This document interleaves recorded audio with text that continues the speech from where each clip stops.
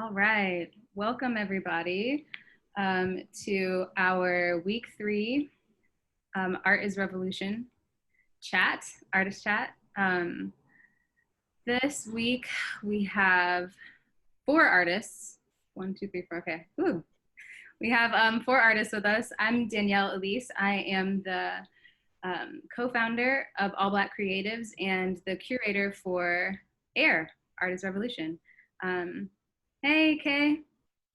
I'm co-hosting this with Kay Riot, who is a creative strategist there, and we work together for the project. I guess you can be the first intro if you want to. Hi, how's it going? It's so nice to see everyone's face. You kind of played it out. You already kind of went over it, but yeah. So I was one of the creative leads for on the Riot side for AIR. I've gotten to talk to all of you artists, and it's been so fun working with you all. So I'm super excited to chat with you. And yeah, we can get right into it. Whoever else wants to introduce themselves, go ahead. Well, I guess I shall be starting. Hello, everybody. I'm Marcus Branch. That's Marcus with a C and branch like a tree, in case you need to write it out, spell it out, anything like that. I am an artist. My main medium is photography, and I like to make sure that I celebrate the BIPOC and LGBTQ plus communities, as well as to properly representation of what is available for us and what is out there that speaks for us. That's all y'all want to know? Y'all want more? I can give you more. You know what I'm saying? My favorite color, my favorite meals. Tell us a little bit about the artwork that you had for this week. Yes. So the artwork I have for this week actually is perfect paralleling the theme that we are celebrating in terms of joy, especially the portrait that I took that was taken on Juneteenth. As we all know, this was during a very difficult and tumultuous time. And even for me, I was in a very dark place trying to navigate how I felt and how to even acknowledge what I felt and to even ingest. It was so much to sort of navigate, but I always reveled in the fact that we really do find joy in these dark times, and it's kind of been our strength and our ability to smile and to laugh, even when it is a dark cloud over our heads. That's where our power lies for me. So these images were taken and represented that in terms of the celebration of our joy, despite what we're going through, despite what we're facing, and reminding us also to maintain that joy and to see the power of it. So I wanted to make sure that those images breathe that exact air while still being a capsule of those true moments. Thank you. I think that really came through with your work. Yeah, I think it really came through with those images. And then it was really cool to just see how much the community connected with them too. And on a day in Philly where so much insanity was also happening, and it just kind of felt like it kind of felt like your quote from the image of hey, we're finding joy in the midst of protests and uproars. I'm like, this, all of that felt like it could have been written in that moment. It was just it was very beautiful, very timely and relevant. So thank you for sharing. Well, thank you. Also, to the other artists on the panel, feel free to comment on each other's work and stuff. Not everybody just wants to hear my opinion, so feel free to jump in and talk to each other. But let's keep going with the introductions. Trudy, you can go next if you want. Okay, yeah, I don't mind. So my name is Trudy, and I am a Jamaican artist. I'm originally from Kingston, Jamaica, and I moved here when I was 16. And even though that was a huge culture shock, I was able to ground myself by doing art and continuing what always came naturally to me. I think that I find peace in what I do. I mean, I've received comments that people feel soothed, or they just feel like a nice pause when they see my work. And I didn't really think of it like that. It's more like therapy for me and therapy for me, and for that to translate to an audience was a big moment. I guess it just felt fulfilling, like, okay, maybe I can help, or maybe I can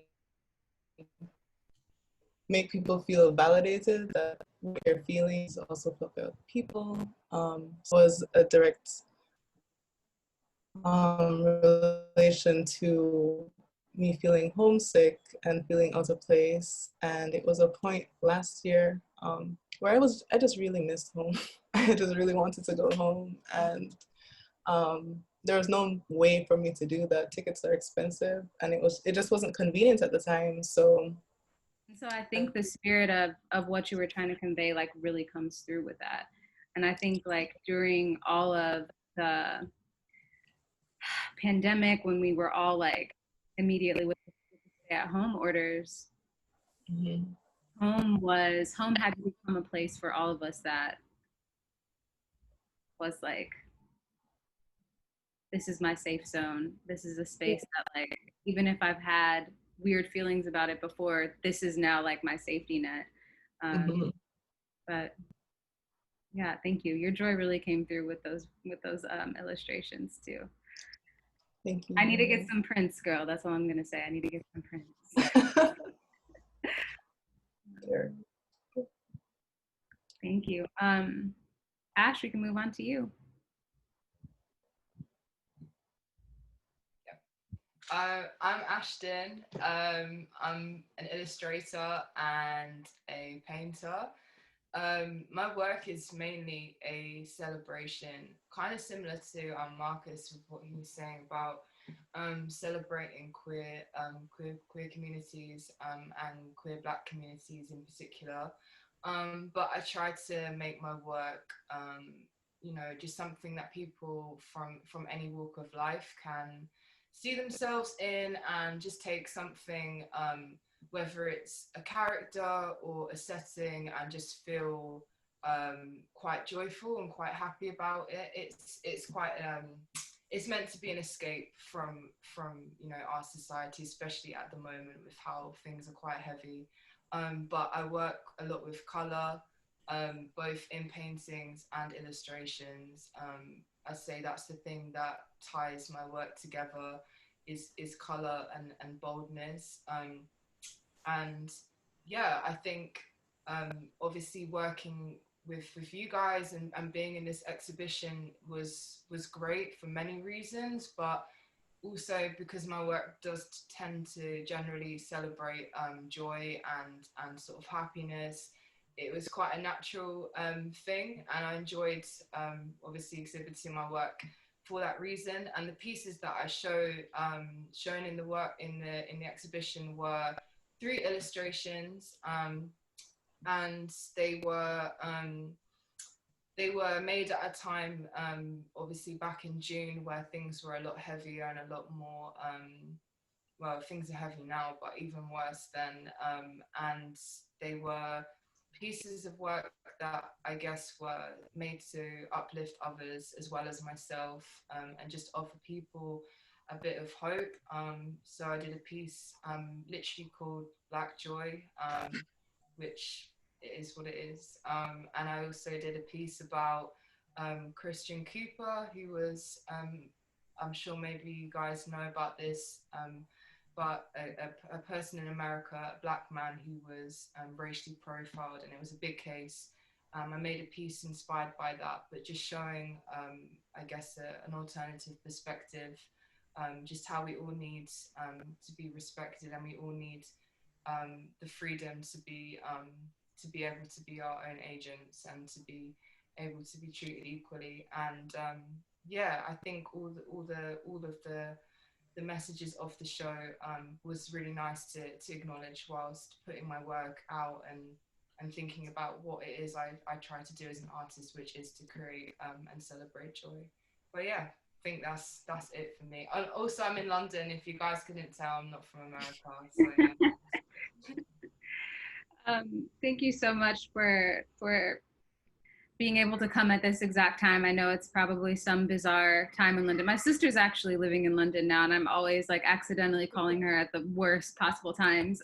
So thank you for making the panel and just making the time work. So that I actually don't know if people know that that third piece that we put up of your work, the piece, that's the piece that you're talking about. He's like surrounded in nature, and I wanted to say for everyone who did see Ashton's work, that's the piece that they're referring to. But yeah, thank you for telling us a little bit more about that and going into that. You're welcome. Yeah, really happy to have your work in the show as well. Thank you. Yeah. Okay, Charles, we'd love to hear from you. Hey, can everyone hear me okay? Yeah. Yep. Awesome. Hey, my name is Charles. Right now I'm in a basement in the Bronx. This is where my studio is. I am a children's book illustrator as well as a teaching artist. I've been teaching art in the Bronx for various organizations for about 5 years now. And I've been doing children's books for quite a while, probably since the start of last decade. It's a really fun thing. I think my main focus above all else is Black joy, portraying the children in my books as, as most authentically and honestly as I possibly can, and showing how happy, we can be in the Bronx. There's a lot of negative ideas about the Bronx, and with my work, I like to show a more whimsical perspective of my environment. I try really hard to, throw some things in there that people wouldn't usually expect, an artist portraying the Bronx to put in. So I think Black joy is very important to me. My main medium is oils.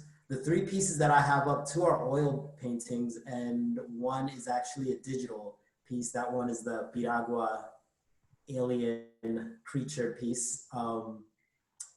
This is one of the pieces that I have in the show right behind me. This was actually for my first children's book that I wrote and illustrated called Red, Yellow, Blue, and a Dash of White Too.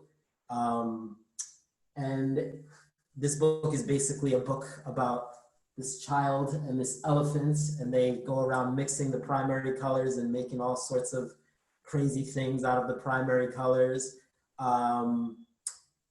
And that one came out in 2015, so really happy with that one. My next book is actually about graffiti and like straight up illegal vandalism graffiti. And that one is coming out with HarperCollins this summer, actually, 2021, next summer. And yeah, I'm super excited about that. And yeah, thank you guys. So for all of us, Charles' work is what we're going to see tomorrow. So you're actually getting a sneak peek of the original piece back there in the background. So please, if you haven't already been following the whole week on social media, please do. Also, if you have any questions for the artist, drop them in the chat box. We're getting ready to talk a little bit more about Black joy, but in the meantime, if you have anything that you'd like to ask, we'll talk about that in just a second. But yeah, if you follow either Riot, I think it's at This Is Riot, or All Black Creatives on Instagram, you can keep up with the campaign. And if you haven't used the AR feature yet, please make sure to use that and view the entire gallery in AR, which is just like really incredible. Okay, so I'm so happy that we have all of us together, and I want to ask each of you, so you can, whoever wants to go first can go first, but as creators who are bringing joy through your art, through your work, through like what you're doing day to day, I want to know what brings you all joy. I want to know whether that's like what you do, things that you experience. What is it that gives you joy personally? I mean, if y'all want to keep it true to the routine, I could go for it. All right, let's do it. I love that question because I feel as though lately I've been identifying or making sure to identify what actually brings me joy and to prioritize and align it. And lately, the most simple things, really the most simple things have been bringing me joy. And I've realized that these are the things that I found myself, though they're so simple, I've found myself becoming increasingly disconnected from, whether it be as simple as sharing a really good laugh with a really good friend, or honestly, that morning car ride when I'm on my way to my studio and oh, my playlist is just really hitting. I swear, I'm singing at the top of my lungs, and I'm grateful that nobody's in the car, or else I would feel judged.